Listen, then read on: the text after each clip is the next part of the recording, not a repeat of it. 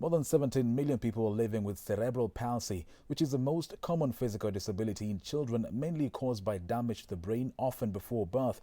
The condition, which is estimated to affect about 3 in every 100 children in Kenya, affects movement, muscle tone and posture. Now, can you imagine a life of a child living with cerebral palsy going to school? Our reporter Harriet Chimere brings us a story depicting that it is indeed possible. As the world commemorates World Cerebral Palsy Day, we take a look at the journey of students living with CP, their challenges and successes. From Donholm at Cerebral Palsy Society of Kenya, CPSK, the journey begins at 7 a.m. as teachers on duty board the school bus to pick children from their homes. We arrive at the home of one Esther Maguta, a mother to a 14-year-old child living with cerebral palsy.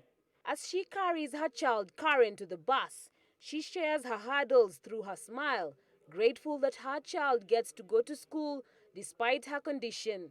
Karen relies on her mother for feeding, movement, and nappy change, and although she does not talk, Karen is able to hear and comprehend.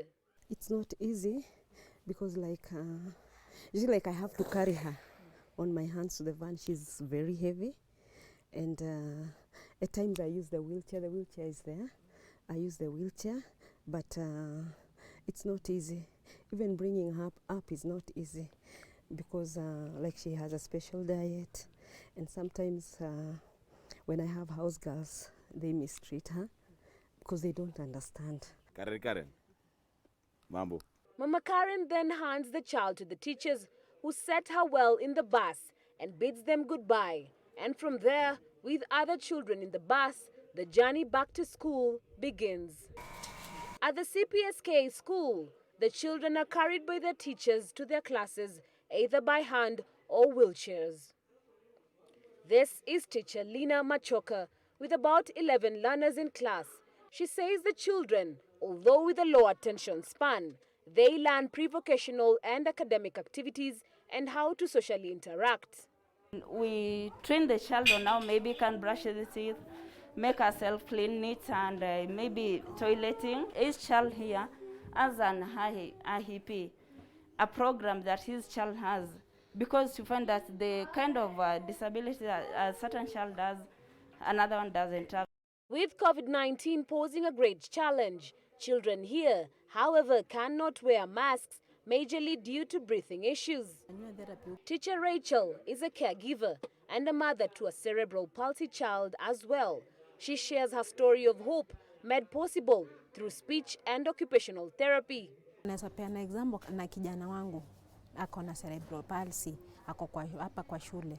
So kijana wangu nimeona tangu aingie shule kuna zile achievement yako nazo juu mikono yake kitambo utapata ule mtoto hata kama si yeye mwingine tu zile mikono zilikuwa zinakaa zimefungana, zingine hata hizi stretch. So ile motor skills unaona ameanza akitrainiwa, unaona anang'ang'ana kushika kitu hata kama hata ishika for a long time anajaribu kuinua. A typical school day of a student living with cerebral palsy ends at 3 p.m. every day. Indeed, the challenges are numerous. However, a child living with cerebral palsy can now live a near normal life through therapy and education. Reporting for Switch TV, my name is Harriet Chimere.